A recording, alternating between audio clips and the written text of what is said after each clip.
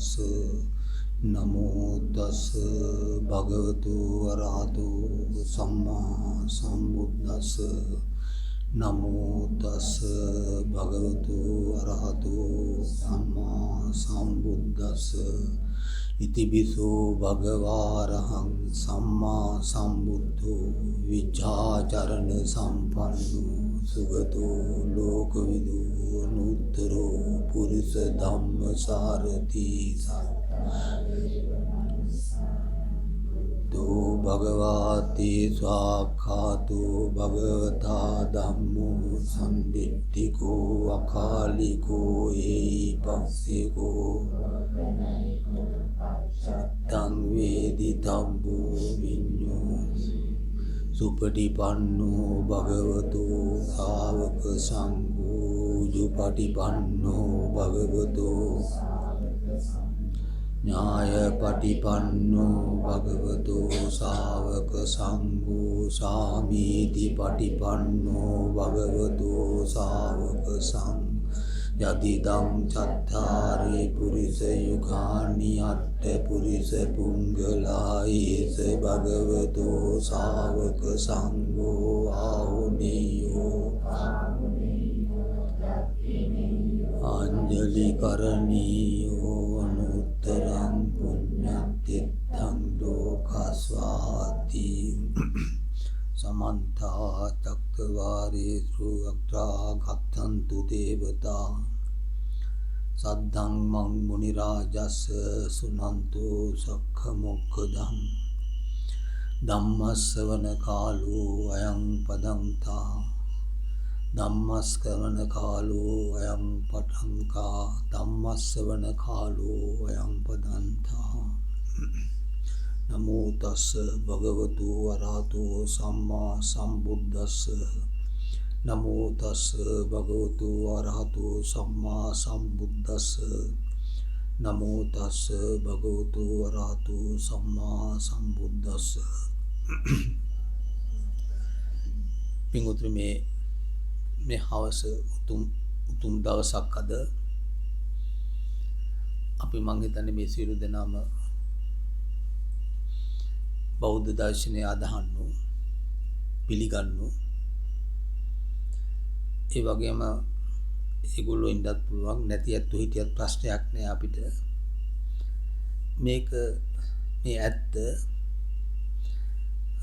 ආගමක් ભેදයක් ಜಾති ભેදයක් උසස් පහත් ભેදයක් නෑ පින්වතුනි ඥානවන්තයන්ට වශී කරගන්න පුළුවන් ධර්මතාවයක් තමයි බුද්ධ දර්ශනය කියලා කියන්නේ. එතකොට මේ අද අපි ඉපදිලා ඉන්නේ ගෞතම බුදුන් වහන්සේගේ බුද්ධ ශාසනය. ඒක පළවෙනි එක. දෙවෙනි කාරණාව පින්වතුනි ඕ කලාතුරකින් ලැබිලා තියෙන මනුෂ්‍ය ලෝකයක්. කාන්තාවන් හෝ පුරුෂයන් හෝ කාටත් පොදු තේරුම් කරගත හැකි ආත්මයක් ලැබිලා තියෙන මිනිස්සු කියලා. ඊළඟ කාරණාව. එතකොට නැති වෙලා යන මොහොතක හරි යන්තම් ඇහෙන වෙලාවක් මේක. එක පැත්තකින් හැමෝගේම පිළිගැනීම තියෙන පින්වතුනි මේ කාම සුකල්යාණ යෝගය ලෝකෙට පහළ වෙන බුදුවරු ප්‍රතික්ෂේප කරගන්න යෝගයක් කාම සුකල්යාණ යෝගය. එතකොට අපි හැමෝගේම අදහස තියෙන්නේ දියුණුවක් සැනසීමක් හැමෝගෙම පිළිගැනීමක් තියෙන මේ කාමසුකල්යාණ යෝගය ගැන අද වෙනකොට. මේක බුරා නැගිටලා දැන් මුතුන් මල්කඩටම ඇවිල්ලා. අද තාක්ෂණීය දියුණුවයි හැම අතම දියුණුව පැවතෙන කාල පරිච්ඡේදයක තමයි අපි අද ජීවත් වෙන්නේ. මේ බුද්ධ මාර්ගයෙන් ගැලවෙන්න ඉතාම අසීරු කාල පරිච්ඡේදයක්. මොකද මුළු ලෝකයාම කියලා පිළිගන්න යුතු කාල පරිච්ඡේදයක විරුද්ධව නැගී හිටින පැත්තක්. අමාරුවෙන් හරි මේ කියන අදහස් වලට විරුද්ධව නැගී හිටියොත් මේක ප්‍රායෝගිකරණය කරගත හැකියි. හැබැයි මේක රහසක් කරගත යුතුයි. ප්‍රසිද්ධියේ මේ මිනිස්සුන්ට කියලා මේ හොයාගන්න ලාභ, සත්කාර, ප්‍රශංසා, කීර්ති මත යන ගමනක් නෙවෙයි පිටුතුන්. ඒක එක පැත්තක්. ලාභයක් මේ ලෝකේ පැවැත්ම තියෙන්නේ ලාභය මතයි, සත්කාරය මතයි, ප්‍රශංසාව මතයි, කීර්තිය මතයි. මේක එක පැත්තක්. මේකට කියන සම්මුතිය කියලා. තමගේ නම ගෙනියන්න ගෙනියන දෙයක්. මේක ආත්ම නිර්මාණය නිරුද්ධ කරන්නට යන ගමනක්. එතකොට පින්වතුනි අපිට මේ එදත් බුදුන් වහන්සේ කාලේ තිබ්බ සිද්ධාන්තයක් තියෙනවා. අදත් ඒක වෙනස් වෙලා නැහැ ඒ ආකාරවමයි. එතකොට දියුණුවයි කියලා ඒක කාටවත් මේ ලෝකේ එහෙම ජගතෙක් නැහැ ඒක වෙනස් කරන්න පුළුවන්. ඒ කාරණා ඒ විදිහටම සිදු වෙනවා. එදත් සත්වෝ ඉපදුනා. එදත් සත්වෝ මිය ඇදුනා. ඉපදිච්ච හැම සත්වයකම වෙනස් වෙමින් පැවතුණා. ඒ වගේම විවිධ රෝගාතුර රෝග වලට වාජනය වුණා. මහලු වුණා, මරණයටපත් වුණා. එදත් වුණා, අදත් වුණා. කිසිම දජේකට ඒක නවත්තා ගන්න බෑ පින්වතුනි. එතකොට එදත් ඒ දුකමයි. අද දුක කොයි විදිහට වහන්න ගියත් සල්ලි වලින්, මුතුමැණික් වලින්, ගෙවල් දොරවල් වලින්, යාන වාහන වලින්, ඥාති සම්බන්ධකම් වලින්, උසස් පහත් ભેද වලින්, අධ්‍යාපන සුතුකම් වලින් මොන විදිහෙන් දුක වහන්න ගියත් ඒක හරියන්නේ නැහැ. දුකමයි. ඉතින් මේකේ දුකක් නැත්තම් පින්වතුනි බුදුරු ලෝකෙට පහළ වෙන්නේ නැහැ. දැන් සාමාන්‍යයෙන් බුද්ධ දර්ශනයේ යථාර්ථය බහුතරයකට වෙලා තින්නේ මේකනේ හැරමිටි අදහස් කියලා කියන කාල පරිච්ඡේදය තිබ්බයි දාසුද්ධුන්ගේ කාලෙන් පස්සේ. දැන් වෙනකොට මේ කාමයන්ගෙන් මම්මුලා වෙච්ච සත්වෙන් හිතන මේක මේ ආදි කාලේ කියවු හැරමිටි අදහස් කියලා. නමුත් මේක මොකද හේතුව දැන් වෙනකොට මේ බුදුදහම එනක ඇහිච්ච දෙයක් විදිහට ප්‍රකාශනය කරන කාලයක්. මේ දැන් මේ මට ඇහුණා වගේ. ඒ වගේ බොරුවෙන් මිනිස්සු මම්මුලා කරන කාල පරිච්ඡේදයක් අද. එතකොට අපි මේ බුද්ධ දර්ශනය කියන්නේ පින්වතුනි වෙන දෙයක් නෙවෙයි.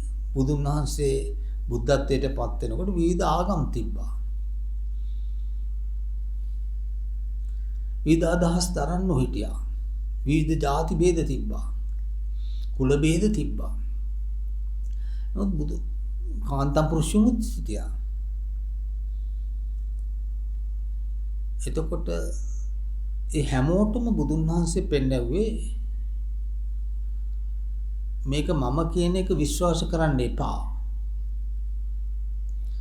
මම කියන එක මගේ අදහස අවිශ්වාස කරන්නත් එපා. මේ මගේ අදහස විශ්වාස කරන්නත් එපා. මගේ අදහස අවිශ්වාස කරන්නත් එපා. මේක මං කියන දේ ගවේෂණයක් කරලා පිළිගන්න. ඊට පස්සේ ඒක සනාථ කරගන්න. කියන එක විවෘත කරලා පෙන්වුවා. ඒකට අද වෙනකොට පින්වතුනි මේක කියවලා ඉගෙන ගන්න එකක් හැටියට මේක කියවලා ඉගෙන ගන්න එකක් හැටියට හිතන මිනිස්සු ඒ කියවලා ඉගෙන ගන්න එක ඥාන දර්ශනය කියලා හිතන කාල පරිච්ඡේදයක්. මං හිතන්නේ සෝපාකෝතුමාණන් වහන්සේ පොතක් ජීවිතේට දැකලවත් නැතුව ඇති.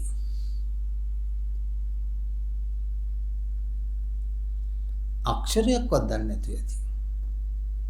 ඒත් උන්වහන්සේ රහත් උනේ කොහොමද කියලා අපිට ප්‍රශ්නයක් ඇති කරගන්න පුළුවන්. එතකොට එදා බහුතරයක් බුදුන් වහන්සේ ධම්මචක්ක සූත්‍රය විවෘත කරන දවසේ පොත්පත් තිබ්බේ නැහැ පින්වතුනි. ඒව ගන්ථාරූඪ කරෙත් නැහැ කවුරුත්. අඩු ගානේ විනය විවෘත කරෙත් අවුරුදු 20කින් පස්සේ විනය පිටකේ. එතකොට අවුරුදු 20ක් වෙනකම් බුදු වෙලා අවුරුදු 20ක් වෙනකම් රහතුන්ගේ බිහිවීම වැඩි.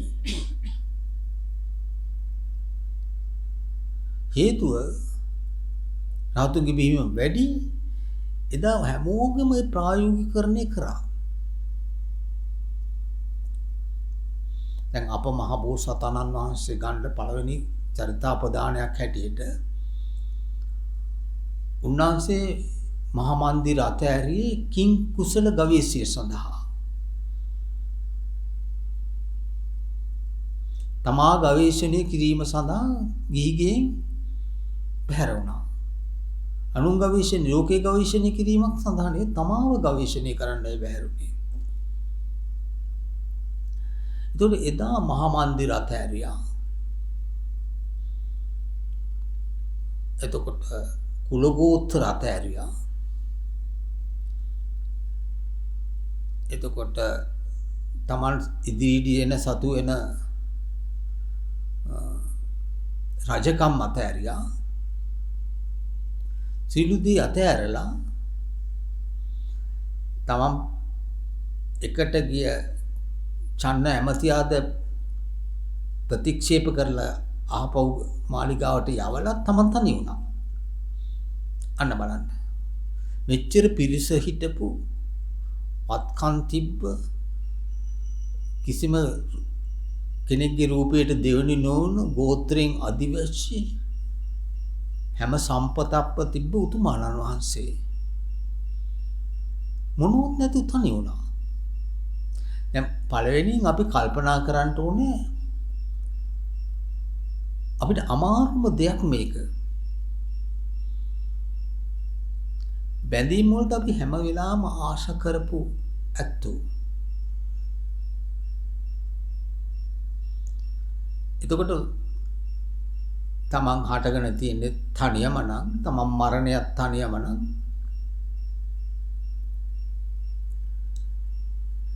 නමුත් අපි එකිනෙකාට බැඳෙන සත්‍යෝ එකිනෙකාට බැඳිලා ආශා කරන සත්‍යෝ තනි වෙන්න කැමති නෑ අමාරුයි. ඒක බුදුදහම හොඳටම එකම දේ පෙන්වන්නේ තනි වෙන එක. ඇයි බැඳීම් දුකක්. තමන්ගේ එක තැනකට ආශා කරා නම් ඒක දුකක්. ඒක අපි දන්නේ නෑ. හැබැයි අපි බැඳෙන හින්දා ඒකට අපිට තේරෙන්නේ නෑ. ඒකට එදා අද අමාරු තැන් වලින් බිහි වෙලා නමුත් ශාසනයට ඇතුළට ගිහිල්ලා මාලිගා හදනවා. එවැනි කාල පරිච්ඡේදයක අද වෙලා තියෙනවා. එදා රුක්ක මූලයට ගියා. එදා ශුන්‍යාගාරයට ගියා. එදා ගිරිගුලට ගියා. එදා පර්වතයට ගියා. එදා මහසෝනට තනි වුණා. ඒක අමාරු කරතවයක් පිළිමුදුනේ. ඒකට සංචාරක පුරුද්දක් තිබිය යුතුයි. ඒතර ලෝකේ පවතිනවා මේ සිද්ධාන්ත හතර හැම වෙලාවෙම අපිට මෙහි පිට පේනවා. මෙරි යන මිනිස්සු පේනවා අපිට. ඉපදෙන දරුවන් පේනවා. ආසාව නිසා ඒ දරුවන්ට අපි හරි රාගයි. පොඩි දරුවෙක් දැක්කොත් මේ අපි හරි ආසයි ඒ දරුවට. ඒ වගේම වයෝවෘද්ධ වෙච්ච මිනිස්සු පේනවා. එදා පැවිද්දා සියලු දේ අතහැරලා ගිය පැවිද්දු පේනවා. අද පැවිද්දෙක් දැක්කොත් වෙනස් විදියකට අපිට පේන්නේ. නමුත් ඒක කාලයගේ වෙනස් වීමෙන් වෙච්ච දෙයක්. නමුත් පළවෙනි සිද්ධාන්ත 4 මහල්ලෙක් පේනවා. ඉපදිච්ච දරුවෝ පේනවා. ලෙඩ වෙච්ච මිනිස්සු පේනවා. මිනි පෙට්ටි උස්සාගෙන යන මිනිස්සු පේනවා. නමුත් අපි ඒක ගණන් ගන්නේ නැහැ පින්වතුනි. මොකද අපිට හිතෙනවා අපිට ඒක වෙන්නේ නැහැ කියලා. මේ ලෝකෙන් තනි වෙන්නේ නැහැ අපි කියලා හිතෙනවා. අපි හෙට දවසේ ප්‍රාර්ථනා ගොඩක් පුරවගෙන ජීවත් වෙනවා. දැන් අද වෙනකොට ඒ ප්‍රාර්ථනා සුම්බුම් වෙනකොට බොහොම මිනිස්සු දුකෙන් ඇති කියලා අපිට හිතෙනවා. අනාගතේ කල්පනා කරොත් ඒගොල්ලෝ අනාගතේ කල්පනා කරනවා. නමුත් එදා වෙනස් කාල පරිච්ඡේදයක්. මේක දැකලා බුද්ධ බණ අහපු උතුමන්න් වහන්සේලා ගිහි අතහැරියා. අද ලේසින් ගිහි ගියක් තියා කිසි දෙයක් අතාරින පාටක් පේන්නේ නැහැ කාගේවත්. ඇයි ගිහි අතහැරියේ? ගිහි දුකක්. ගිහි ගින්නක්. ගිහි වෛරය, ක්‍රෝධය, ඊර්ෂ්‍යාව, එක හඹා යන දිවීමක්. එතකොට රාගය ඉස්මතු කරන තැනක් ඒක. නමුත් එදා අපේ බුදුන් වහන්සේ විවෘත කරපු මේ උත්තරීත ධර්මතාවය නිසා බොහෝ ඇත්තෝ ඒක පිළිගෙන ගිහි සම්පත් ඇතෑරියා. ඒකට කියනවා මෙන්න මෙහෙම කතාවක් පින්වතුනි. මහා ඥාතීන් අතහැරපියා. ඒතකොට මේකට මං හිතන්නේ මේ ආහන බහුතරයක් කොටස මං මේ කියන එක දේ විරුද්ධ වෙන්න ඉඩ තියෙනවා. මොකද බැඳෙන්න කැමති ඇත්තොන්ට මේක ටිකක් නායකුට අඳුකුල වගේ. මහා ඥාතීන් අතහැරපියා. පොඩි ඥාතීන් අතහැරපියා. ඒතකොට මහා ඥාතීන් කිව්වේ තමන්ගේ දෙමව්පියෝ පවන් අතහරින්න. දරු පැටව අතහරින්න. එතකොට දැන් ඊළඟට දැන් මේක කියනකොට හිතයි අපි අපේ යුතුයකම් එතකොට මොකද? ඇයි තමන්ගේ යුතුයකම් ටික බැහැරගෙන? මරණයෙන් පස්සේ යුතුයකම් කාටවත් කරන්න දෙයක් නැහැ පිටුතුනි. ඔක්කොම ශූන්‍ය වෙලා යනවා. නැවත ගිහිල්ලා කොහේ හරි කකුල් හතරෙන් ඉපදිලා දුවන වෙලාවට කවුරුත් යුතුයකම් කරන්න දෙන්නේ නැහැ තමන්ට. තමන්ගේ ආලෝකයේ තියෙන්නේ තමා තුලමමයි. අනුන්ගේ තුල ආලෝකය හොයන්න යන්න එපා බුද්ධ දර්ශනය පෙන්වන විදියට. එතකොට මේ එහෙම තනි වෙන්න පුරුදු වෙන්න කිව්වේ මහා ඥාතීන් හතගේ තමන්ගේ ළඟම ඉන්න ගෙදර ඉන්න සමාජිකයන් ටික. දෙවෙනිව පොඩි ඥාතීන් කියන්නේ ඥාති වර්ගයා, හතර වර්ගයා. තමන්ගේ මහත්යාගේ හෝ තමන්ගේ පැත්තෙන් හෝ හතර වර්ග ඥාතියෝ ටික අතහැරලා යන්න කිව්වා. අද ඒක අමාරු දෙයක්. ඇත්ත. අපි දන්නවා ඒක එච්චර දේශපාලන දෙයක් නෙවෙයි කියලා පිටුතුනි. ඊළඟට කිව්වේ පොත් ලියලා තිබ්බේ නැහැ කොහෙවත්. ගන්තාරූඪ කරලා තිබ්බේ නැහැ කොහෙවත්. එදා ගුරුවරු ජීවමාන මහරහතන් වහන්සේලා රහතන් වහන්සේලා වැජබලා හිටියා. අද මේ වගේ රහතන් වහන්සේලා නෙවෙයි. හරි මගක් පෙන්නන, හරි ක්‍රමවේදයක් පෙන්නන, අනුපිළිවෙලක් අනුපටිපදාවක් පෙන්නන උතුමාණන් වහන්සේලා අද ජීවමානව ජීවත් වෙලා හිටියා. එතකොට අපි නික්මෙච්චි අපිට එතකොට පොත්පත් තිබ්බේ නැහැ. තමන් ගාථා ටික තිබෙත් නැහැ. බුදුන් වහන්සේ බුද්ධත්වයෙන් පස්සේ කිසි දෙයක් තිබ්බේ නැහැ. තිබ්බේ එකම දෙයයි. සීලමය ගුණයත් සමාධියත් ප්‍රඥාවක් තිබ්බා. සීල සමාධි ප්‍රඥාව තිබ්බා. එතකොට ඒ ගිය උතුමනන් වහන්සේට රුක්ක මූලයේ ශුන්‍යාගාරයේ ආරණ්‍ය ගිරිගුල පර්වතයේ මහස්කෝණ වගේ තැන් වලට ගියාම අමුතුවෙන් සිල් රකින්න දෙයක් නැහැ පින්වතුනි. ගස්කල් එක කතා කරන දෙයක් නැහැ නෙක්කම්ම වෙච්ච උතුමනන් වහන්සේ. වාක් සමාචාරය තියෙනවා. වාක් දුස්චරිතයට විරුද්ධව වාක් සමාචාරය තියෙනවා. කාය දුස්චරිතයට විරුද්ධව කාය සමාචාරය තියෙනවා. ඉස්සෙන් කතා කරන්න දෙයක් නැහැ. පරසෝචන කියන්න දෙයක් නැහැ.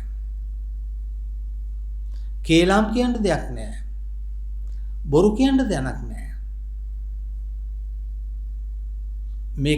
මේක ඇරියොත් පින්වතුනි බලන්න කතා කරනවා. මේක අන්ධකාරයක්. මේක ගිනි ගොඩක්. එතකොට හිස් වචන කියන්න දෙයක් නැහැ, පරස වචන කියන්න දෙයක් නැහැ, කේලම් කියන්න දෙයක් නැහැ, බොරු කියන්න දෙයක් නැහැ. දෙවෙනි කාරණාව. පරපණන සම්පතයක් නැහැ, කිලිටි හැසිරෙන්න දෙයක් නැහැ, සොරකම් කරන්න දෙයක් නැහැ, රාමෙර වගේ දේවල් නැහැ. කාය සමාචාරය, වාක් සමාචාරය. එතකොට අනිවාර්යෙන් තනි වෙන උත්තමයන්න් වහන්සේට මේ සීලේ තියෙනවා. අමුතුවෙන් මේ බොරුවට උපසම්පදාවක් ගහලා මේ රටේ තියෙන දේවල් කම්සැප විදින එකක් නෙමෙයි මේ කියන්නේ පිටුතුනි.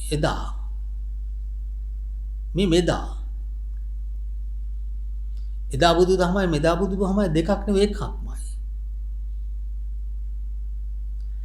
එතකොට ඇයි මෙහෙම නික්වෙන්නේ? අපිට තේරෙනවා බාහිරින් දැකපුවාම ඉපදිච්ච දවසේ ඉඳන් අපි වෙනස් වෙගෙන නැගී හිටා. ඇඟ වෙනස් වෙනවා. Taman දරාගත්ත මගේ කියන ඇඟ වෙනස් වෙනවා. ඒක රැලි වැටෙනවා. හැකි දේ නොහැකි වෙනවා. දරලියක් වගේ අයින් කරනවා ලෝකෙ මිනිස්සු.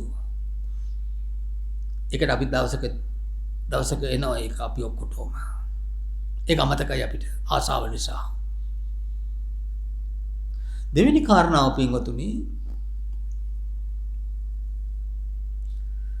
අපි භයානක ලෙඩ රෝග වලටපත් වෙනවා. අද වෙලාව මතක් කරන්න ලෝකයේ ගැන. ඇයි අපි විතරක් අපි ගැන කල්පනා කරන්නේ? අපි නිරෝගී කියලා බොරුවට හිතන්නේ ඇයි? ඊට දවස් අපි දන්නේ නැහැ. නොයෙක් රෝග පහළ වෙනවා අපි අතර.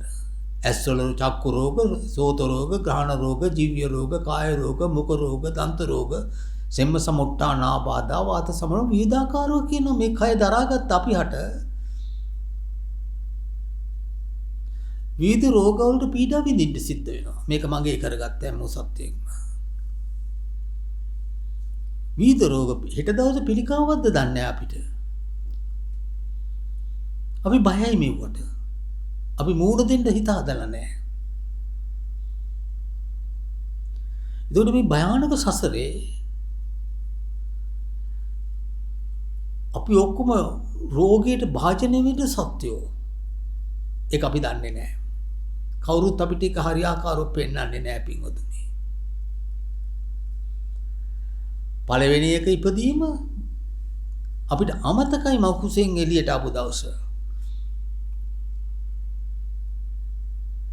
අපි නිර්වස්තරෙන් ආපු දවස අමතකයි.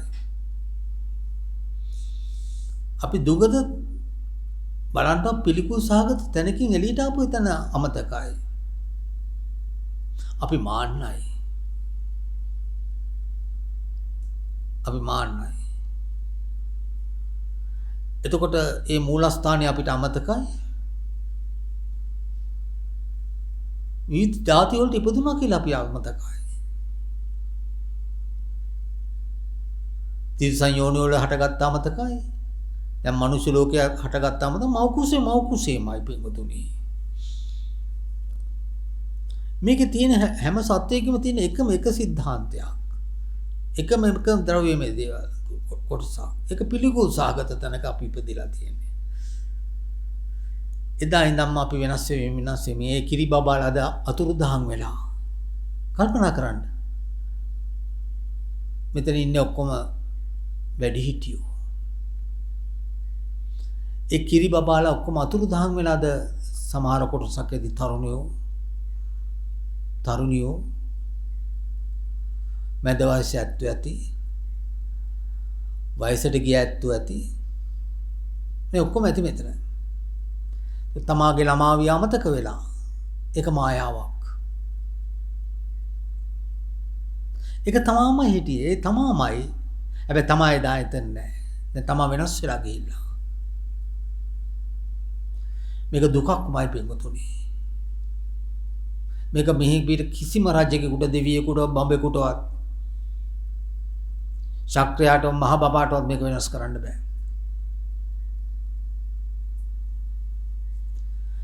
එතනින් එහාට නොයෙකු රෝග පීඩා විඳිනවා අපිට කාටවත් ඒක බාර දෙන්න බෑ වේදනා ටික.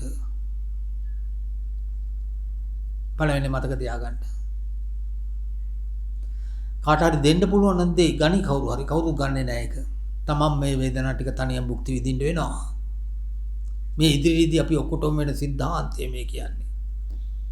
මේ කියන මටද මේ ආහන පින්වතුන්ටද ඔක්කොටම වෙන සිද්ධාන්තය මේක. මං විතර බේරෙන්නේ නැහැ මේකෙන්. මටද මේවට මුණ දෙන්න වෙනවා. මුණ දෙන්න හිතක් හදන්න තියෙන්නේ. ඇයි අපිට ඒ හිත හදන්න බැරි පින්වතුනි? ඒක තුන්වෙනි කාරණාව. වෙනස් වුණා, ලෙඩ වුණා, මරණම්පි දුක්ඛං. ආස කරපු තැන් තමන්ග ඇති කරගත්ත පළවෙනි තැන තමයි තමන්ගේ කය. ලෝකෙටම වැඩි ආදරේ මේ කයට.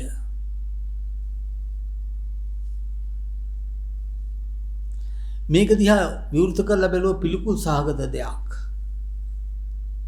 මේක අතාරින්න වෙන දවස. එදාට හුස්ම නැති වෙලා යනවා. කන් නොඇසෙනවා. පේන රූප සංඥා නැති වෙලා යනවා.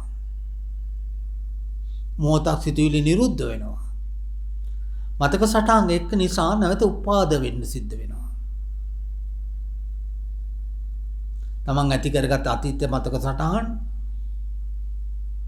මේ මහා මායාවට යෙදිලා ඒ චින්තාම වේගයත් එක්ක අපි අතරමං වෙන අනාගත චින්තාම වේගය ආත්මය තුල නිර්මාණය වෙන අනාගත අතීත දෙක තුල අපි මම්මුලා වෙනවා. ඒක තමයි අපේ මරණයයි කියලා කියන්නේ. එදාට අපිට කවුරුත් නැහැ. එදාට අපිට යුතුයකමුත් නැහැ. එදාට අපේ ඔය ලෝකයා කියන චෝදනා කරන කිසි දෙයක් අපිට නැහැ. අපි තනි වෙලා මේ ලෝකෙන් බැහැර වෙන දවස. ඒක තමයි මරණය කියන්නේ. ඒක හරි ශෝක දිනයක් තමාට. කල්පනා කරන්න. සතුට කියන්නේ ප්‍රිය වස්තුන් සේරම අතහරින්න සිද්ධ වෙනවා පින්වතුනි අපිට. අප්‍රිය කොටසත් අතහරින්න වෙනවා. තම ජීවත් වෙන්න කැමති නම් කැමති දේ නොලබෙනවා. මිනිස්සු ඉල්ලනවා ජීවත් වෙන්න ඕනේ කියලා. අතහරින්න සිද්ධ වෙනවා. හිත තැති ගහනවා. හිත බය වෙනවා. හිත කම්පණය වෙනවා. කඳුළු ඉපදුනේ කඳුළුකින් පින්වතුනි. කල්පනා කරන්න. ඉපදුනේ ලෝකේ අල්ලනවයි කියලා මිටි මොලවගෙන හඬාගෙන ආවේ එළියට. අපි මේ ප්‍රයත්න නිසා කෙලවර වුණේ කඳුලකින්. ලස්සන වචනයක් තියෙන බුද්ධ වචනයක්. මේක කඳුලකින් හමාර වෙනවා නම් ඒ ක්‍රියාවෙන් බැහැර වෙන්න කියලා කියන බුද්ධ වචනේ. මේ හැම ක්‍රියාවකින්ම තමන්ට ලැබෙනවා නම් මේක කඳුලකින් ඉවර වෙනවා නම් ඒ කඳුලෙන් ඉවර වෙන සිද්ධාන්තයට බැහැර වෙන්න කියනවා. ඒක කරන්න එපා කියනවා. හැබැයි අපි කරන්නේ මේ අකටයුතු වැඩ ටිකමයි. නැති දේවල් වශකේ තියාගන්න යන දෙයමයි. මට ඥාතියෝ ඉන්නවා. මට ගේදර වස්තුන් තියෙනවා. මට මේ අයිති නැති මහ පොළොවත් අයිති. මම අනිත් අයට වැඩි ලස්සනයි.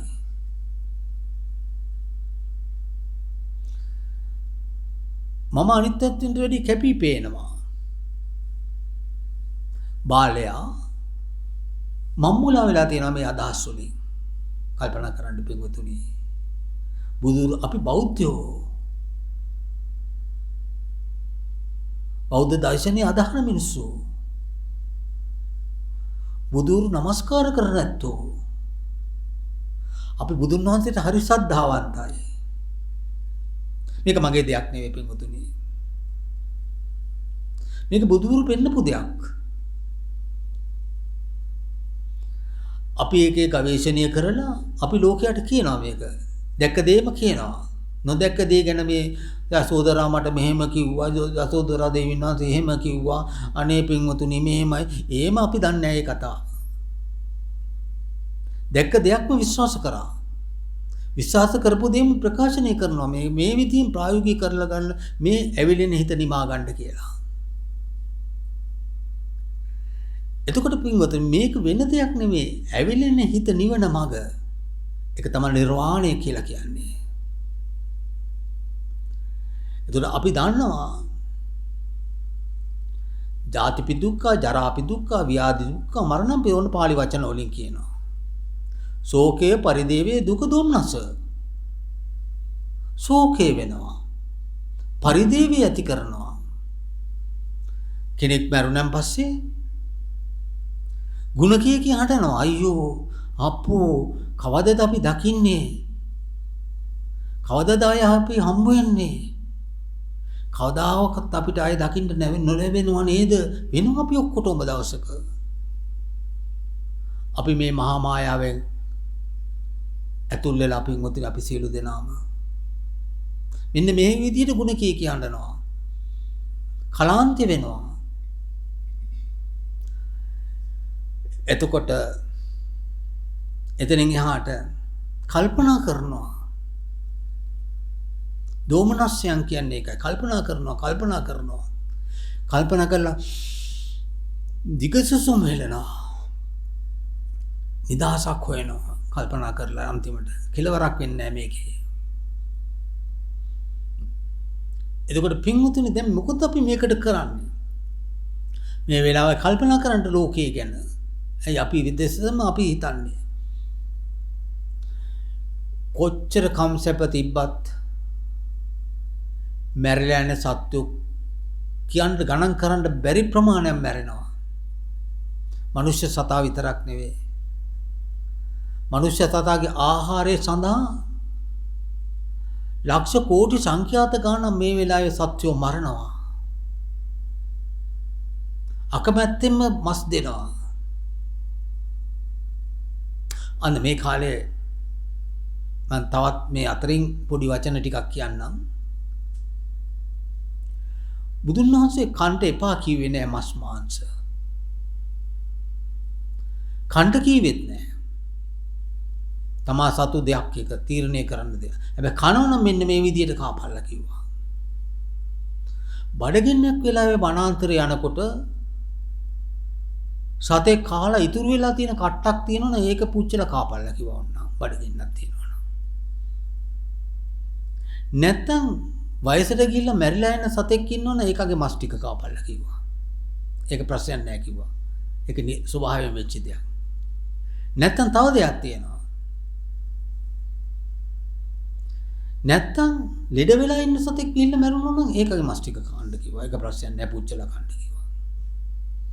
ස්වභාවික විදියට මැරිලා ඉන්න එක්කෙනෙක්. හැබැයි මේ අමුයෙන් අල්ලගෙන මෙහි මරමරා ගිහිල්ලා කන සත්‍යෝ කන එක නම් එපා කිව්වෙත් නෑ හා කිව්වෙත් නෑ.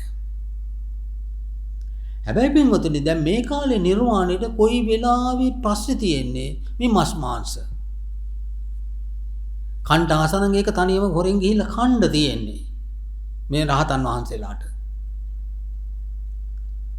නමුත් රහසිගතව මේ ලෝකයට කිය මේ ලෝකයාම උසිගන්න කණ්ඩ එපා කියන එකයි අපි කියන්නේ.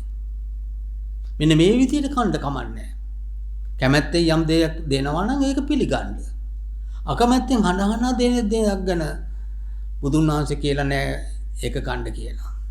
යම් කෙනෙක්ගේ අයිතිවාසිකම් උල්ලංඝනය වෙනවා නම් මේ ලෝක සත්වයන්ටම මේ ජීවත් වෙන්න අයිතිවාසිකම තියෙනවා පින්වතුනි. යම් කෙනෙක්ගේ ඒ අයිතිවාසිකම් බලෙන් උල්ලංඝනය කරනවා නම් ඒ ආහාරය මට ප්‍රතික්ෂේපයි. කැමැත්තෙන් දෙනවා නම් මට තියෙන්න ඕනම දෙයක්. ඉතින් එවැනි කිව දේ දැන් බොහොම තමන්ගේ ආසාව නිසා වෙන් කර කියනවා තමන්ට මස් මාංශ නොලැබෙයි කියලා. එතකොට පින්වතුනි මේක නිර්වාණයට අදාළ දෙයක් නෙවෙයි මම මේ ප්‍රකාශනය කරේ. මෙන්න මේ විදිහට දුක තියෙන දෙයක් ලෝකේ. සෝසුසුම් හල්න මිනිස්සුම මේ ලක්ෂ කෝටි සංඛ්‍යාත ගාණක් ඉන්නවා. බලෙන් මරණ සත්‍යෝම වැඩි. අනතුරු වලින් මැරෙන මිනිස්සුම වැඩි. මරා ගන්න මිනිස්සුම වැඩි එකිනෙකා. එතකොට මේ ලෝකේ අබ ඇටයක්වත් නිට්ටිය පවතින්නේ නැහැ.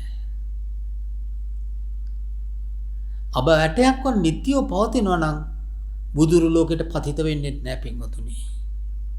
එතකොට අපි එක පැත්තකින් නැවතත් මම පාපෝච්චාරණය කරනවා ප්‍රකාශනය කරනවා අපි බෞද්ධයෝ බෞද්ධ දර්ශනයේ අදහන සත්‍යෝ පින්වතුනි.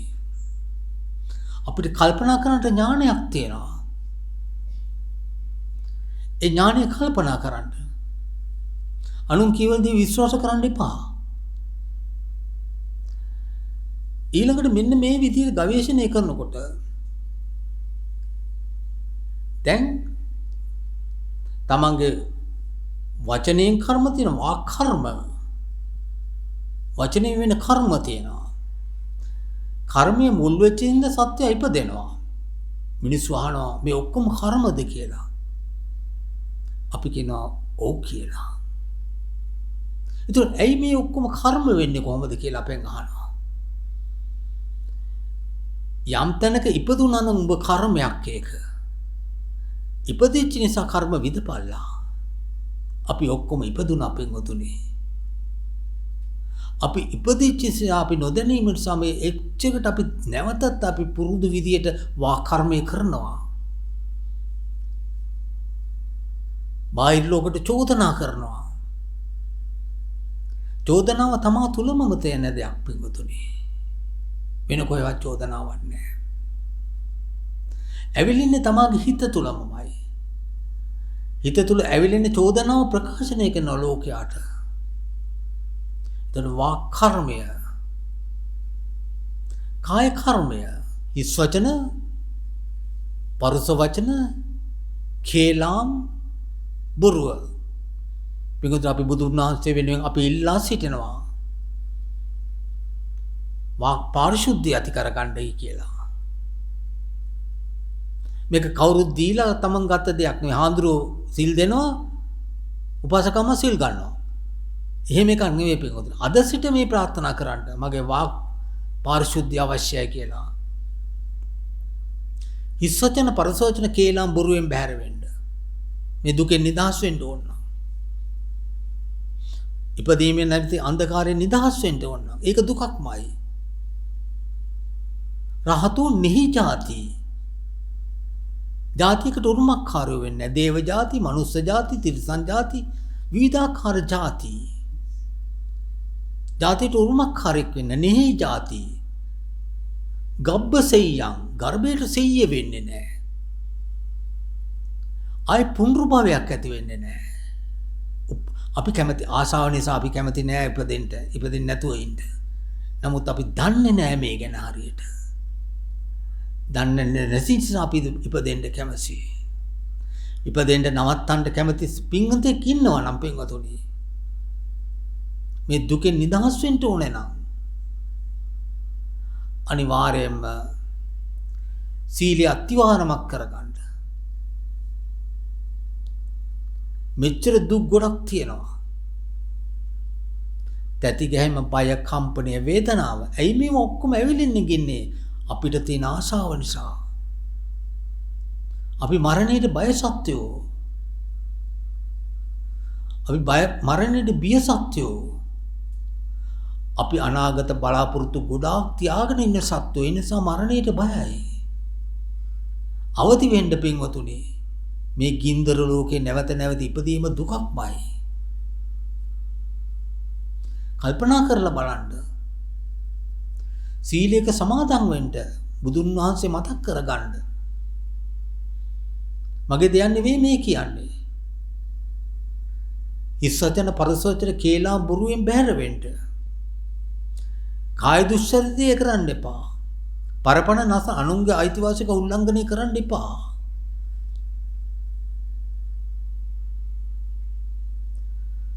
රහබර වගේ දේවල් ගන්න එපා. කිලිට්ටි හැසිරෙන්න එපා.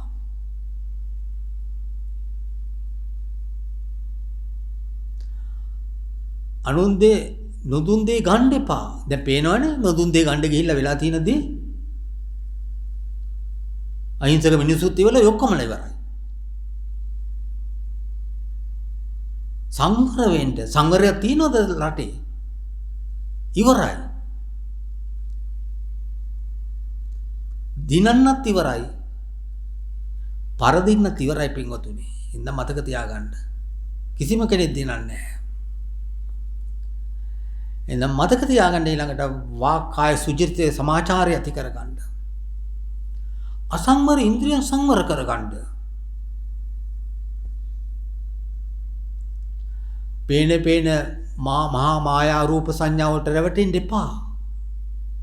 ඒක මහා මායාවක්. කවදා හරි දවසක තේරෙයි. ඒක අභ්‍යන්තරය ඇති කරගෙන මිත්‍යාවක්. ඒක පරිවර්තන වෙන චින්තාම් වේගයක් බවට. පේන රූප සංඥාව පරිවර්තනය වෙනවා චින්තාම වේගයක් බවට. දැන් දැකපු දේ සේරම මතක් කරගන්න. ඔක්කොම තමන්ගේ අභ්‍යන්තරයේ තියෙන සිතුවිලි බවට පරිවර්තනය වෙලා අතීත සිතුවිලි බවට. එක මොහොතක් පවතින්නේ නැහැ. ඒ හැම මොහොතක් පාසාම අතීත සිතුවිලි බවට පරිවර්තනය වෙලා. ඇහිටි සද්ද රූපවත් එක මොහොතක් පැවතුන්නේ නැහැ. ඒවට ඇලෙන්ටයි ගැටෙන්ටයි යන්න එපා. අපවාදී අපිට සාධාරණයි. අපි ඔක්කොමලා පින්වතුනි අපි වාද වින්ද ඇත්තෝ. ඇයි අපි වාද වින්දේ නොදැනීම නිසා? කල්පනා කරන්න වින්දේ නැද්ද කියලා ජීවිතේ. කණෙන් ශබ්ද රූප අහලා අපි ප්‍රතික්‍රියා කරන්න ගිහලා අපි වෛරය ඇති කරගත්තා, ක්‍රෝධය ඇති කරගත්තා, ඊර්ෂ්‍යාව ඇති කරගත්තා. හොඳක් කිව්වොත් මම් මුලා වෙලා මත් උනා. එපා යන්ත දෙකම ගන්න පිළිගන්න එපා. ඒක බොරුවක්. ඒක හටගෙන මහාමදිය බුබුලක් වගේ නැති වෙලා යනවා. කොච්චර ගඳ සුවඳක් ආවත් ඒව අල්ලා ඉමින්ට යන්න එපා පින්වතුනි. ඒක පරිවර්තනය වෙනවා චින්තාම වේගයක් බවට. මතක සටහන් බවට. සිතුවිලි බවට, අතීත සිතුවිලි බවට. කවදාකවත් සමාධියක් ඇති කරගන්න බෑ මේවා සංවරණ. සමාධියක් ඇති කරන්න බැරි හේතු හොයලා බැලුවොත් මේවා සංවරයි. ඉන්ද්‍රියන් ටික සංවර කරගන්න. අඩු ගානේ ගෙදර ඉන්න බල්ලා වගේම බත් කන්න එපා. ලෝකේ ඉන්න රජවරු වගේම ආහාර ගන්න එපා. ඊට ප්‍රතිවිරුද්ධව දිව දුන්නේ මනුෂ්‍ය ලෝකෙට යථාර්ථයේ ගවේෂණය කරන්න. ඒ දිව දුන්නේ තමාට. පොඩ්ඩක් හිතන්න. මේක අතීතයේ ආස්වාදේ නැති කිරීම සඳහා මම මේ ආහාරය ගන්නෙ. අතීතයේ බල්ලෙක් වෙලා ඉපදුනත් ඒ ආස්වාදයේ සඳහා ආහාරය ගත්තේ.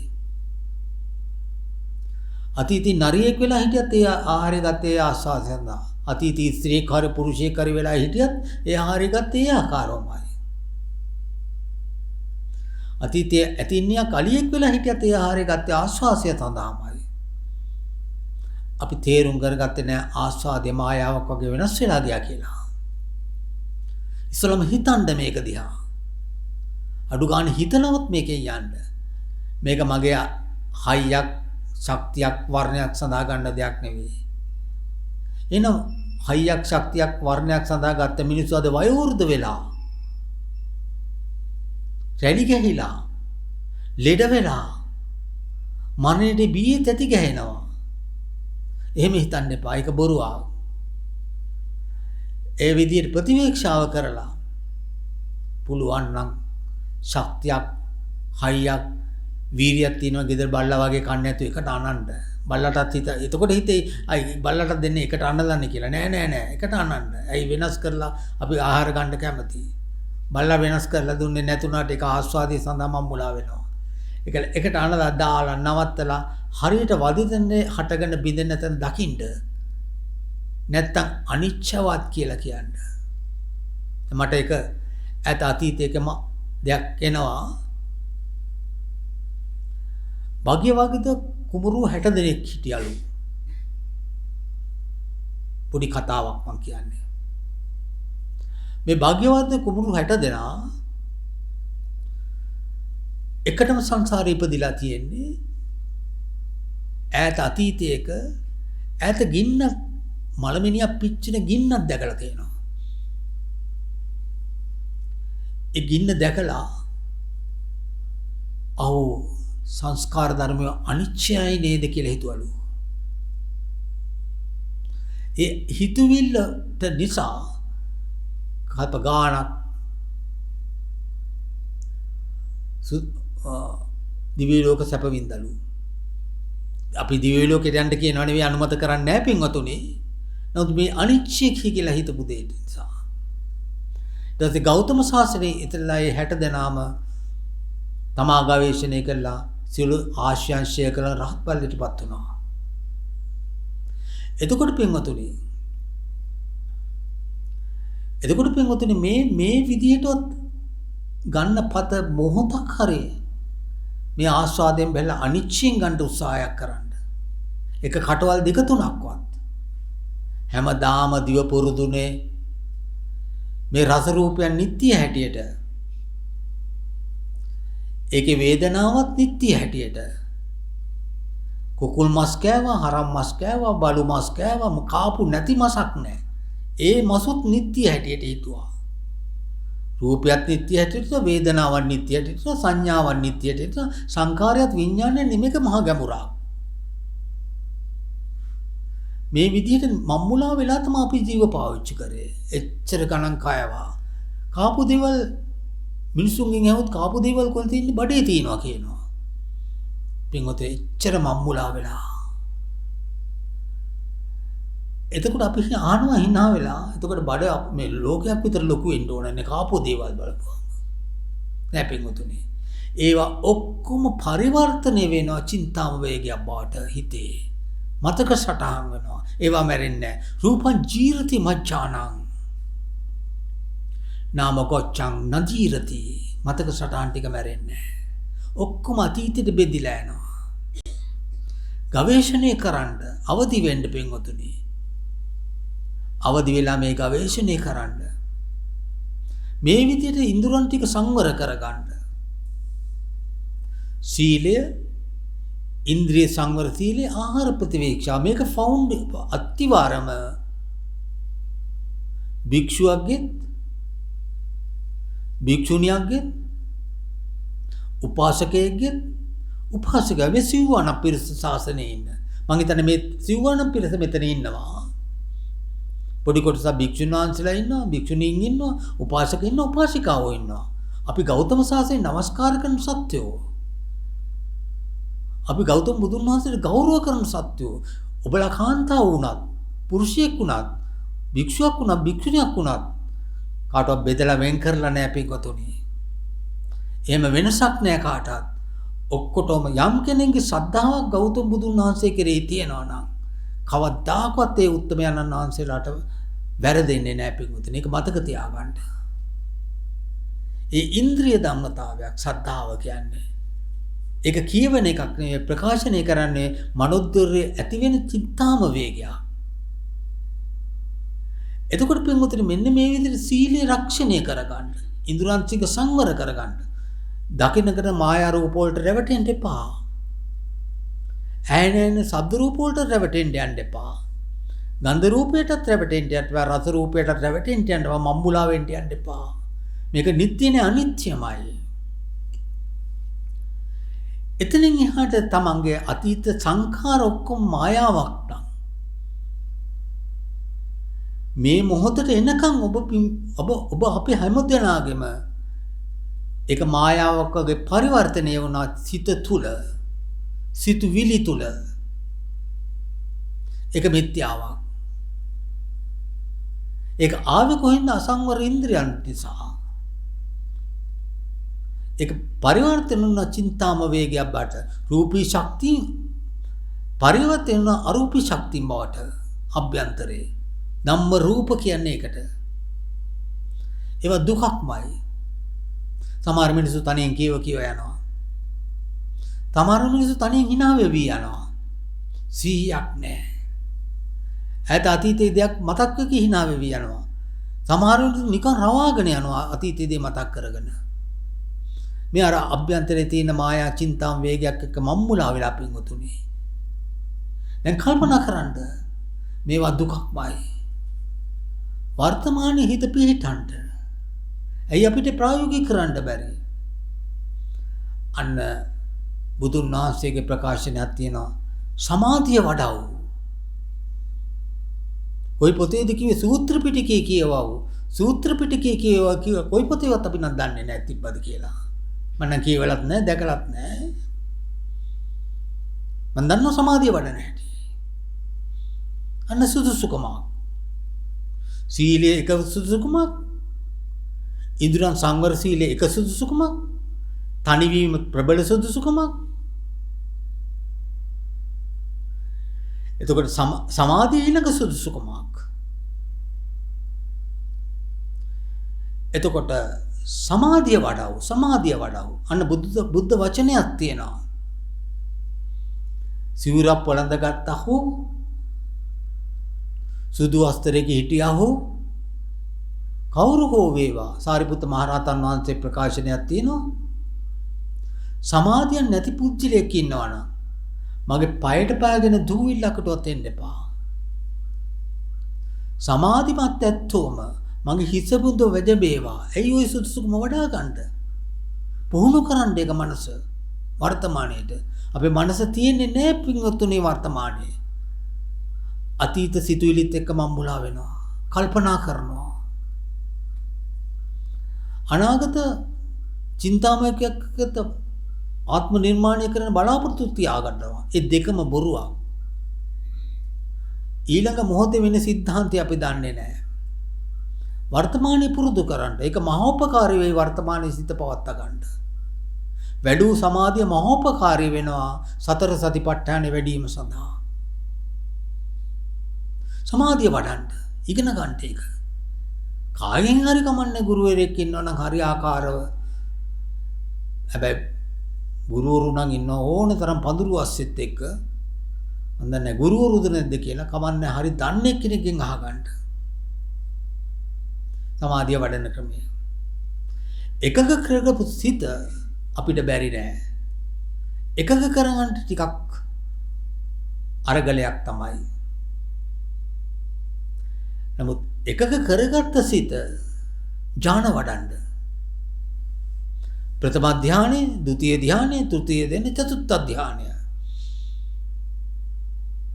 පිරිසුදු සිතකින් තමාව ගවේෂණය කරන්න. පිරිසුදු සිතකින්.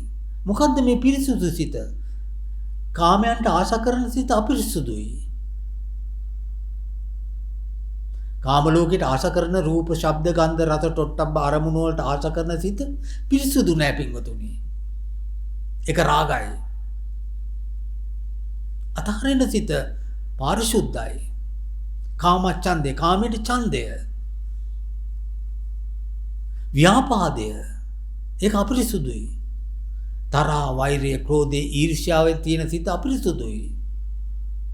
තීන විද්‍ය අපි උදේ ඉඳන් මේ පින්වතුන් කල්පනා කරන්න. උදේ ඉඳන් රාත්‍රී හැන්දෑ වෙනකන් තමන්ට ගෙනියන්න බැරි දේත් එක්කම සටන් කරනවා. මායයටම ආවඩනවා. භාවනාවට කම්මැලි වෙනවා. ඉඳ ගන්න මොහොතක්වත් බැරි වෙනවා. අන්න මේක යට වෙනවා චතුත්ථ ධානයේද. කාමච්ඡන්ද ව්‍යාපාද තීන මිද්ධා. තීන මිද්දේ නැති වෙනවා. උද්ධච්චං. දන්නේ නැත්තු දන්නවා. නොදන්නේ නැත්තුන්ට මට අමුතුවෙන් කියන්න බෑ. එතකොට ඒ කියන්නේ හරකෙක් වගේ සතෙක් වගේ. ඇතුලෙන් කියවන સિદ્ધාන්තය. කල්පනා කරන ආවර්ජනය කරන සිත මහා අන්ධකාරයක්. කිලිට්ටක්. පිරිසුදුකමක් නැහැ. මේ හතර තියෙනවා නම් විචිකිච්ඡයි. අන්න මේ හතර නැත්තම් අන්න සද්ධාවයි. කාමච්ඡන්ද ව්‍යාපාද තීන මිද්ද උද්ධච්ච විචිකිච්ඡා පහර වෙනවා. පාරිශුද්ධ සිතකින් තමා කවුද කියන එක ගවේෂණය කරන්න. කවුද තමා? අන්න සෝපාකෝතුමාණන් වහන්සේ ප්‍රකාශනය කරනවා. කවුද තමා? ස්වාමීනි මං සෝපාක එහෙම කිව්වේ නෑ. කවුද ඔබ? ස්වාමීනි හිතේ කයේ ක්‍රියාකාරීත්වයක්. මෙතන පුජ්‍යලෙක් නෑ. කයට කරන්න බෑ කිසි දෙයක්. හිත විසින් විදාණය දෙන්න කය ක්‍රියා කරන එකක්. එහෙනම් පින්වතුනි මලමිනි නැගිටි. මලමිනි ඉඳ ගනි. මලමිනි ඇවිදී. ඇයි ඇවිදින්නේ ඉඳගන්නේ නැත්තේ? හිත විදාණය දෙන්නේ නැහැ කයට. කය අස්ක්‍රීය භාවයෙන් හිත අතහැරලා ගිහිල්ලා. ලස්සන කාන්තාවක් ආලය කරන පුජ්‍යලයා මේ කාන්තාව වැහැරිලි වෙලා කුණු ගහඳ ගහලා මැරෙන වෙලාවට අතහැරලා යනවා වගේ හිත අතාරිනවා මේ කුණු කය. මේක ගැන අපි දන්නේ නැහැ පින්වතුනි. මේක ගැන අපි හොයන්නේ නැහැ මනුෂ්‍ය ලෝකෙට ඇවිල්ලා. මේක මහා අතහැරලා ගිහිල්ලා තව තැනක උප්පාද වෙනවා. තනියට තවත් කෙනෙක් හොයා ගන්නවා. කාන්තාවක් තව පුරුෂයෙක් අතහැරලා ගිහිල්ලා තව පුරුෂයෙක් හොයා ගන්නවා වගේ මේක අතහැරලා ගිහිල්ලා තවත් කොහේ හරි කකුල් හතරේ එකක්වත් හොයා ගන්නවා. ඇවිදින්න. උප්පාද වෙනවා. එතකොට පින්වතුනි මේ හිත මේ කය අතාරිනවා නම් හිත නැතුව කය ක්‍රියා විරහිතයි. හිතම දෙන විධානයට කය ක්‍රියා කරනවා. ඒක තමයි නාම රූප පරිච්ඡේද ඥානය කියන්නේ. මේ ඥානය ඇති කරගන්න. මේක බුද්ධ ඥානයක්. කය දිහා විමර්ශනය කරලා බලන්න. මේක තමාට අයිති දෙයද අනුන්ට අයිති දෙයද කියලා. හැබැයි මෙච්චර කාලයක් කිව්වේ මේක තමාට අයිති කියලා. එතකොට අනුමත කිව්වා ඔබ මටමයි අයිති කියලා. ඔබ ඔබට අයිතිත් නැහැ, ඔබ මට අයිතිත් නැහැ කියන સિદ્ધාන්තයේ තේරෙයි දාට. මේ කයවනයි කෙස් වලින්, ලොම් වලින්, නිය වලින්, දත් වලින්, කෙලවර වෙලා හමකින්, මස් වලින්, නහර වලින්, ඇට වලින්, ඇට මිදුළු වලින්, පිටෙන්, සෙමෙන්, සරවෙන්, මූත්‍රා වලින් යොමු වෙච්ච දෙයක් වෙනතුනි. මේකට ආලය කරන්න දෙයක් නැහැ. මේක ප්‍රතික්ෂේප කර අතහැර දෙයක්. බාලියෝ මම්මුලා වෙන මේ කය නිර්මාණය කරගෙන. එතකොට පින්වතුනි මේ ගවේෂණයක් කරන්න මේක.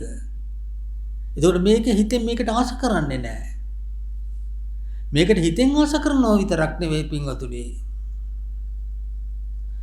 මේක දකින දේවල් වලට ආස හිතෙන්නේ නැහැ මේක. කායේ කායානුපස්සී විරති. ආතාපි සම්පජානෝ සතිමා. විනේ ලෝකේ අවිද්‍යාව දෝමන. තමන්ගේ කයට ඇලෙන්නේ නැහැ. අනුන්ගේ කයට ඇස නිසා, කන නිසා, නාසය නිසා, දිව නිසා, කය නිසා, හිත නිසා ඇලෙන්නේ නැහැ. අනිච්ච නැමැති ධර්මතාවයෙන් අතහැරිලා යනවා. මොකද මේකේ ප්‍රඥාව නිකම් මේක බුද්ධ ඥානයක්. ඇයි අපිට ඥානය ඇති කරගන්න බැරි? ප්‍රායෝගිකරණය කරන්න. කියපු දේම විශ්වාස කර ආඳුරෝ බණ කිව්වා, උපාසකම්ම සාදු කිව්වා, එතෙන්ට යන්න එපා පින්වතුනි. තමන් ගවේෂණය කරලා බලන්න මේක ඇත්තද නැත්තද කියලා. එදාට තමා තේරෙයි මහා භයානක දුක් ගොඩක් මං අයිති කරගෙන ඉන්නේ. මේක මට අයිතිත් නැහැ. මේක අනුන්ට අයිතිත් නැහැ. මේක අනිච්ච නැමැති ධර්මතාවයට හේතු කාරණා වෙන දෙයක් හිතෙයි. අතහැරලා යන්න මේක මට වශයෙන් තියාගන්න බැරි දෙයක්. මේක වයසට යනකොට දුක හිතෙනවා. මේක රැලිකට එනකොට දුක හිතෙනවා. රූපේ අඳුරු වෙනකොට දුක හිතෙනවා. මේක ලෙඩ වෙනකොටත් දුක හිතෙනවා. මේක මගේ කියන සත්‍ය ඔක්කොම මම්මුලා වෙනවා පින්වතුනි. මේක අතහරින්න කියලා බුදුන් වහන්සේ පෙන්නනවා. මගේ දෙයක් නෙවෙයි. මේක බුද්ධ වචනය. අපි බෞද්ධයෝ. ඊළඟට පින්වතුනි හිතේ කය ක්‍රියාකාරීත්වය ගවේෂණය කරන්න පිරිසුදු වෙච්ච සිතකින්. ඇයි අපිට මේක කරන්න බැරි? කියපු දේම ඔව් කියන එකක් නෙවෙයි පින්වතුනි මේක. අනුන් කිව්ව වචනේ තමන් ඔව් කියන එකක් නෙවෙයි ඔක්කොම වෙනස් වෙලා ඇති සූත්‍ර පිටකෙත් එක්ක දැන් ලියන්න ගිහිල්ලා. දැන් තවත් රහතන් වහන්සේලා කොට මේ කාලේ බිහි වෙලා තවත් වෙනස් විදියට ලියනවා ඒවා. අපි මොනවද ලියනවද දන්නේ නැහැ. අපි ඔක්කොම පිළිගන්නවා. එහෙම කරන්න එපා පින්වතුනි. බුද්ධ ක්‍රමවේදයක් තියෙනවා. අනුපිළිවෙලක් තියෙනවා. අනුපතිපදාවක් තියෙනවා. සෝපාකෙන් අහනවා දෙවෙනුවට නුඹ කවුද ස්වාමිනේ කෙනෙක් නිර්මාණයෙන් කරන්න බෑ කියන එකයි කියන්නේ. මෙතන හිතේ කය ක්‍රියාකාරීත්වය. හැම සත්‍යයකටම හිතේ කය ක්‍රියාකාරීත්වය පොදුයි. කුරා කෝඹියටත් පොදුයි පින්වතුනි. කෝඹිය මැරුත්තම හිත කය ක්‍රියා කරන්නේ කෝඹිය පේනවා අපිට. රූප සංඥාව. නමුත් ක්‍රියා විරහිතයි.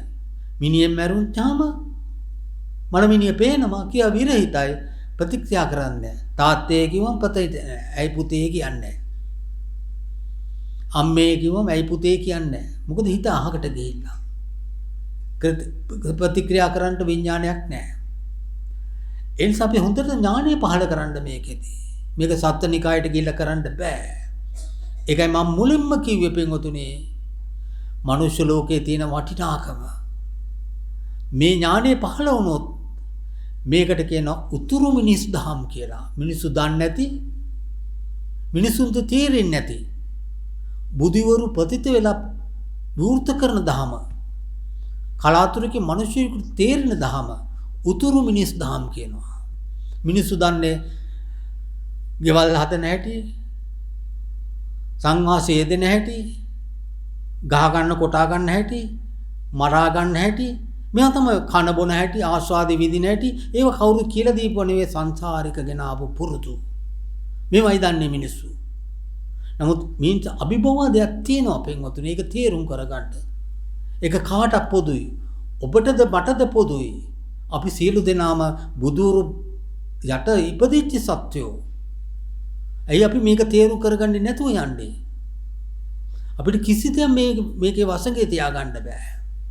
දාලා යන වස්තුන් එක්ක අපි මහා සටනක් යදෙනවා. අද ඉඳන් තීරණය කරන්න පින්වතුනි. කොහේ හරි කමන්නේ තියෙන තැනක් තියෙනවනම් එතනින් තේරුම් කරගන්න.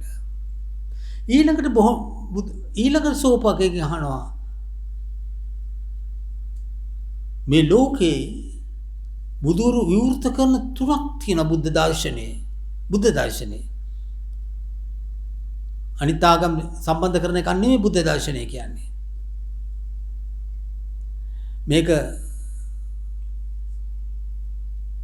සංහිඳියාවේ ප්‍රශ්නයක් නෙවෙයි. සංහිඳියාවක් නෑ මෙතන. එක පැත්තක එකක් තමන් ගවේෂණය කළ ආලෝකයක් දකින්න පැත්තක් එකක්. මේක පරම ඇත්තක්.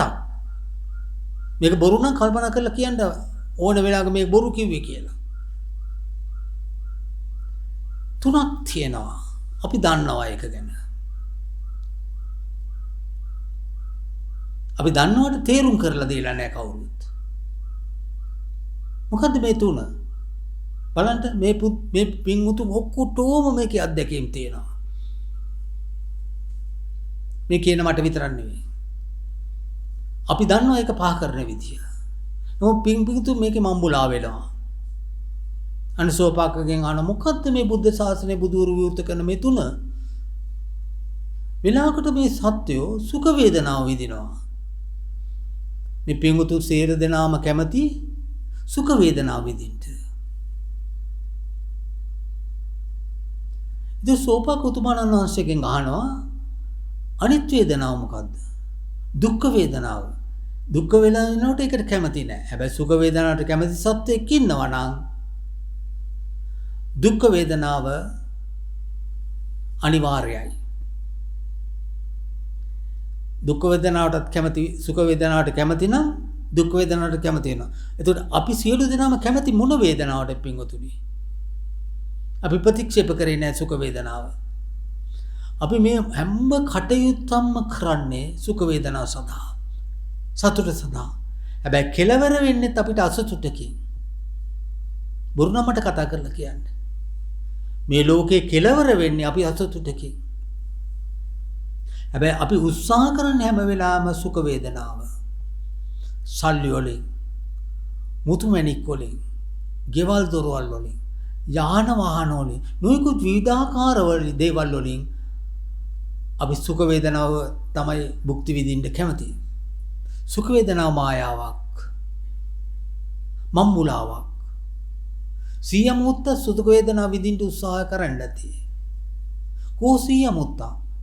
හැබැයි සුඛ වේදනාව සදාත්‍යිකව දේක විත්තේ තියෙන මම්මුලා කරන්න. ආත්ම නිර්මාණය කරන්න. සුඛ වේදනාව කාටද? මමයි මගේ ආත්මයට. දුක් වේදනාව කාටද? ඒත් මගයි මගේ ආත්මයට. ඉවසන්ට ඥානය පහළ කරන්න. පහ කරලා දාන්න. අනිත්‍ය නැමැති ධර්මතාවයෙන් අතහැරලා දාන්න. කොහෙන්ද මේ සුඛ වේදනාව ආවි කියලා හොදන්න මූලස්ථානේ. ඇස නිසා සුඛ වේදනාව ඇති වෙනවා. දැකලා රූප සංඥාව. ඇස නිසා දුක් වේදනාව ඇති වෙනවා. දැකලා රූප සංඥාව. අහන සුඛ වේදනාව ඇහෙනවා. ඒ තාත්තා මැරුණා. අත තියා ගන්නවා. කලාන්ත වෙලා වැටෙනවා. වේදනාව වෙනවා. හඬනවා, වැළපෙනවා. ඒක හඬ පාරයි එන්න ඕනේ. කවුරු හරි බැනලා යනවා. කවුරු හරි අපවාදයක් කරනවා. මේ පින්වතුන් ඔක්කොටම මේකේ අත්දැකීම් තියෙනවා. අපවාදී කරපුවම වේදනාව වෙනවා. කල්පනා කරනවා, ආවර්ජනය කරනවා, නැවත නැවත මෙනෙහි කරනවා. මේ හදපු නැති මානසික ස්වභාවය පින්වතුනි. මේක හදන්න, මේක ඉවසන්න, පහ කරලා දාන්න. ඒක කනසින නිර්මාණය වෙන දෙයක්. මෙහෙ ඇවිලෙන්නේ නැහැ. තමා තුලම ඇවිලෙන දෙයක්. සුඛ වේදනාවෙන් ඇවිලෙනවා, දුක් වේදනාවෙන් ඇවිලෙනවා. අදුක්කම සුඛේ ප්‍රශ්නයක් නැහැ පින්වතුනි. මේ දෙක නිසා තණ්හාව පෝෂණය වෙනවා. එතකොට පින්වතුනි අසත් රූපය චක්කු විඥානයේ චක්කු සම්පස්සය තියෙනවා. තේරෙන්නේ නැති වෙනමුත් මම විවෘත කරන්න. චක්කු සම්පස්යෙන් නිසා වේදනාව ඇති වෙනවා. වේදනාව තමයි මමයි මගේ ආත්මයයි කියලා කියනවා. කනත් ශබ්ද සෝත විඥානය සෝත සම්පස්සය ඇති වෙනවා. ඇහෙනවා. ඇහිලා මාව නිර්මාණ වේදනාව තුළ මාව නිර්මාණය කරලා විදීමක් ඇති කරගෙන විදින්නෙක් ඇති කරන ආවර්ජනය කරන මෙනෙහි කරනවා. දුකේ මියෙදෙනවා. කල්පනා කරනවා, හඬනවා, වැළපෙනවා, නොනිදා කල්පනා කරනවා. මේ ගැන ගවේෂණයක් කරන්න. දිව රසයත් ජීව විඥානය ජීව සම්පස්සය තියෙනවා. නවත්තන්න බෑ. ඊළඟට ආත්මය තුර වේදනාවක් ඇති කර ගන්නවා. මමයි මගේ ආත්මයයි කියලා පිළිගන්නවා. වේදනාව Tamanටමයි, අනුන්ට නෙවෙයි පින්වතුනි. එහෙනම් ගවේෂණයක් කරන්න මේ ගැන හරියට. ගවේෂණයක් කරලා මේක ඇත්තද නැද්දද කියලා පිළිගන්න. අන්න ඒකට තමයි ආර්ය ගණයටපත් වෙන උතුමාණන් වහන්සේගේ ගති ස්වභාවය. එතකොට පින්වතුනි Tamanටම තේරෙයි මේ බුදුවරු පතිත වෙලා පෙන්නවෙ මෙන්න මේක නේද කියලා. වේදනාව තියෙන දෙයක් ලෝකේ. වේදනාව හැමදාම ඇවිලින දෙයක් ලෝකේ, පවතින දෙයක්. නමුත් වේදනාව භුක්ති විඳින්නෙක් පේන්නේ නැහැ කියලා බුදුවරු පෙන්නනවා. අල්ලගන්න කෙනෙක් නැහැ. ඒගොල්ලෝ ඔක්කොම මම්බුලා වෙනවා වේදනාව තුල. වේදනාව මායя සතු දෙයක්. මායя පෙන්නන මායාවක්. ඇයි මේ මායාවට අපි යතුල් වෙන්නේ පින්වතුනි? පොඩ්ඩක් කල්පනා කරන්න. මෙවැනි කල්පනා කරන උත්තමයෝට විදර්ශනා ඥාන පහළ වෙලා පළවෙනි සම්නිස්ථාන දෙකකට කැමති විය යුතුයි. එක්ක කාමරාගේ තුනී වෙනවා. තමන්ගේ සිතෙන් නිවෙනවා, නිවෙන්න පටන් ගන්නවා. ඇලීමයි ගැටීමයි. නැත්තම් කාමරාග පටිගේ කැඩෙනවා. කැඩුණොත් අනාගාමීෙක් වෙනවා. නිහි ජාති, ගබ්බසෙය්‍යං, සුද්ධාවාසී උපාදයක් වැටෙනවා. කයක් නැති හිත විතරක් තියෙන පමණක් තියෙන තැනකට වැටෙනවා. නැත්තම් තුනී වුණොත් එක පාරක් මේ අඳුරු ඔගොල්ලෝ ආලෝකයයි කියන හිත තියෙන මේ අඳුරු ලෝකෙට පතිත වෙනවා. පතිත වෙලා මේකෙන් නිදහස් කරගන්නවා. ඔගොල්ලෝ හිතන්නේ මේක ආලෝකයක් තියනවායි කියලා. මේකේ කිසි තැනක ආලෝකයක් නැහැ පිටුතුනි. මෙන්න මෙතෙන්ට හිත යොමු කරොත් සංයෝජන දෙකක් පළවෙනියෙන් සංයෝජන තුනක් භංග වෙනවා. සක්කාය දිට්ඨිය, විචිකිච්ඡාවේ, සීලබ්බත පරාමාසයි. සංයෝජන දෙකක් තුනී වෙනවා, භංග වෙනවා කාමරාග පටිකය. එක්ක සකෘදාගාමී වෙනවා, නැත්නම් අනාගාමී වෙනවා. මෙතනින් එහාට ප්‍රශ්නයක්. මේ සිතුවිලි ඔක්කොම නිරුද්ධ කරන්න බුදුන් වහන්සේ ධම්මානුපස්සනාව දේශනා කරලා තියෙනවා. මම මෙතනින් එහාට කියන්න යන්නේ නැහැ පින්වතුනි. මේක තන්නේ කරම කියවෙල්ලක් ඉගෙන ගැනීමක් නෙවෙයි පින්වතුනි. මේක තන්නේ කරම තමා ගවේෂණය කිරිල්ල. කල්පනා කරලා බලන්න. මේක අනුන්ගේ අතපාලා ගන්න දෙයක් නෙවෙයි. නැත්තම් මෙතන හරක් ඇටියක් හිටියොත් මට මේක කියන්නක තේරෙන්නේ නැති වෙයි. මේ පින්වතුනි පොඩි තනක් හරි මේක තේරෙන, වශී වෙන, ඇහෙන ශක්තියක් ඇති. ඇතින්ද මට මේ ගැඹුරු ධර්මතාවයේ ටිකක් ඇතුළට යන්න පුළුවන් වුණා යන්න ඇති. නමුත් මතර තිරසන් සතු ටිකක් හිටියොත් මම ප්‍රකාශයෙන් තොර වෙයි. එතකොට හිතේ තියාගන්න මේ ජීවිතේ ලබාපු මනුෂ්‍ය ලෝකේ මේ කොච්චරවත් කාලා බීලා සෙල්ලම් කරලා නඩලා බිදලා යන්නේ ගිහිල්ලා අර සතාසි උපායෝග වගේ ඉපදුනා දන්නෙත් නැහැ, මැරෙනවා දන්නෙත් නැහැ, නැවත ඉපදෙනවා දන්නෙත් නැති මිනිස්සු කොටසක් ඉන්නවා මේකේ. විශ්වාසය කරන්නෙම නැහැ නැවත ඉපදෙනවා කියන එක. බලන්න කාට කවුරු හරි මර තමන්ගේ පිටිපස්සෙන් එන්නේ නැද්ද කියලා ඒක. තමන් දිව ආස්වාදයක් විඳලා උචිත තැනට එන්න නැති වුණා නම්, නැති වෙලා බංග වෙලා ගියා නම් ආයෙත් දිවට ආස්වාදය ඕන වෙනවා. ඒ වගේ සත්‍යය මැරුණා නම් නැවතත් ආයෙ උපාද වෙනවාමයි. උපාද වෙලා තිති කියන මේ පොඩි කාලයක් අපි මේ මායා ලෝකේ මේ විදිහට ජීවත් වෙනවා. ඒකල කිසි දෙයක් නැතුව තමන් මේ ආශ කරපු කයත් නැතුව තමන්ගේ මේ සිතුවිලි ටිකත් එක්ක, සංඛාර ටිකත් එක්ක සංසාරයට ඇද බානවා. අපි ඥානවන්ත මිනිස්සු.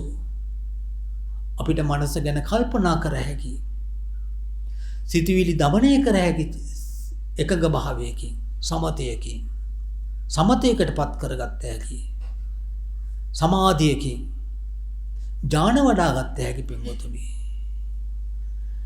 ඥාන වඩාගත්ත සිතට විදුසුම් ඥාන පහළ කර ඇති වෙන හැම දෙයක්ම මේ වගේ මේ හඬ හැම දෙයක්ම ඉපදිලා වහම මැරෙනවා. ඇයි මේක ගවේෂණය කරන්න බැරි? මේක ප්‍රකාශනයක් නෙමෙයි, මේක කියවෙILLක් නෙමෙයි, මේක ගවේෂණයක්. හටගන බෙදෙන හැම දෙයක්ම, ඇති වෙන හැම දෙයක්ම වහම විතිලා යනවා. මේ හැම සිද්ධාන්තයක්ම ඒ වගේ පවතින්නේ නැහැ. නමුත් මේ වගේ තමයි ඔබට අපවාද කරන හැම හඬක්ම. නමුත් අපි ඇතුළට දැන් ආත්ම නිර්මාණය කරලා විඳින්නේ කැටි කරගෙන කල්පනා කරපු එකයි අපිට ප්‍රශ්නේ වුනේ.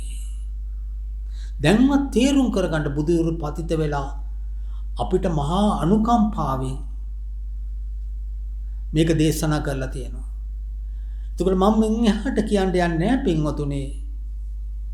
ඔබලා යම් දෙයක් ප්‍රාර්ථනා කරනවා නම් ගෞතම සාසනයේ එක දෙයක් කියන්නම්, මේ අන්තිම කාල පරිච්ඡේදය. මේක මම ඇති කරගත්ත, නිර්මාණය කරගත්ත දෙයක් නෙවෙයි. අපි ප්‍රායෝගිකීකරණ කරලා දැකලා පිළිඅරගෙන ප්‍රකාශනය කරන එක. මම මෙසේ අසනාලාදී නෙවෙයි පින්වතුනි. දැකලා ප්‍රකාශනය කරපු එක. එන්න මේ පින්වතුන්ට බැරි නෑ මේක. ගෞතම සාසනයේ භෝග වේග ධාරාවකින් ගිලී යනවා. ඒක මතක තියාගන්න. අය නැවත මෛත්‍රී ශාසනයේ කල්ප ගානක් තියෙන පින්වතුනි. මේ අවස්ථාව ප්‍රයෝජනෙ ගත්තේ නැත්නම් අය අපිට මේ හරක් වැඩේ කරොත් මේ මනුස්ස ලෝකෙට ඇවිල්ලා අපිට ඊළඟට හරකෙක් වෙන්න සිද්ධ වෙයි. මේ බලු වැඩ කැටියක් කරොත් මේ මනුස්ස ලෝකෙට ඇවිල්ලා මේ පේන්නේ අනික සුගුණාත්මේ භුක්ති විඳින්න වෙයි. වෛර ක්‍රෝධ ඊර්ෂ්‍යා කරගත්තොත් යක්ෂයෙක් භූතයෙක් ප්‍රේතෙක් වෙයි. ආසාව වැඩි වුණොත් ප්‍රේතාත්මිකට වැටෙන්න සිද්ධ වෙයි. මේ මගේ කරගත්තු මේ වශයෙන් තියාගන්න බැරි දේවල් මගේ කරගත්තොත් අන්තිම මොහොතේ අතාරින්න බැරුව වේදනාව වෙලා මැරෙන්න සිද්ධ වෙලා ඒකෙම ඡායාවක් වගේ දුවන්න සිද්ධ වෙයි. මෙන්න මේ තිරිසන් යෝනිය, නිරය, ප්‍රේත විශ්ය අතාරින්නේ එකම සිද්ධාන්තයයි තියෙන්නේ බුදුදහම පෙන්නන. මිනිස්සු පින් කරනවා. ආමිෂය කරනවා. එපා කියන්නේ නැහැ කරන්න. මේක කරොත් තමයි මෙතෙන් දෙන්න පුළුවන්. නමුත් මේ වගේ අන්තිම කෙලවර වෙන්නේ මාර්ගඵල ලාභ. පළවෙනි මාර්ගඵලයට වැටුණොත් තිරිසන් යෝනියට කවදාකවත් වැටෙන්නේ නැහැ. ප්‍රේත විශ්යයකට වැටෙන්නේ නැහැ, නිරයකට වැටෙන්නේ නැහැ. නමුත් ආයතන පහ හම්බ වෙනවා මේකේ නිරුද්ධ කරගන්නවා. නමුත් ආයතන පහ හම්බ වෙයි තිරිසනෙක් වෙලා. එකම ආස්වාදේ ඔබ අපි සියලු දෙනාටම. ඉතින් කල්පනා කරන්න ඥානයක් තියෙනවා නම් අදිෂ්ඨාන කරන්න. මේ දීර්ඝ සසර මහ භයානකයි. මේක මහ දුකක්මයි. මේ දුකෙන් අත් මිදෙන්න මඟක් තියෙනවා පින්වතුනි. සංසාරෝ මහත් බය. සසර අතිශයින් භයානකයි. සංසාරෝ මහත් දුක්ඛ. සසර එච්චරකට දුක් ස්වභාවයක් තියෙන්නේ. සංසාරෝ මහත් බය, සංසාරෝ මහත් දුක්ඛ. අත නිබ්බින්ති යේ දුක්ඛේ. අන්න බුදුරු පෙන්නපු ඒසෝ මග්ගෝ විසුද්ධිය. මා සතර සතිපට්ඨානය වඩන්න ඉගෙනගන්න. ඉද්ධිපාදේ වඩන්න ඉගෙනගන්න. සතර සතිපට්ඨානය වඩන්න. ඉද්ධිපාදය සම්මප්පදානය, පංච ඉන්ද්‍රිය, පංච බලය, සත්ත බොච්චාංග ධර්ම, ආර්ය අෂ්ටාංගික මාර්ග වඩාගෙන මේ සංසාර දුකෙන් අත්මිදෙන්නයි කියලා ඔබ සැමට අපි අදිෂ්ඨාන කරනවා. ඔබ සියලු දෙනා නිදුක් වේවා, නිරෝගී වේවා, සුවපත් වේවා, ශාන්ත සුවයටපත් වේවා. ආකාශට්ටා චුම්මට්ටා දේවා නාග මහිත්‍තිකා පුඤ්ඤන්තං අනුමෝදිත්වා චිරන් රැක්කන්තු ලෝක ශාසනං. ආකාශට්ටා චුම්මට්ටා දේවා නාග මහිත්‍තිකා පුඤ්ඤන්තං අනුමෝදිත්වා චිරන් රැක්කන්තු දේශනං. ආකාශට්ටා චුම්මට්ටා දේවා නාග මහිත්‍තිකා පුඤ්ඤන්තං අනුමෝදිත්වා චිරන් රැක්කන්තු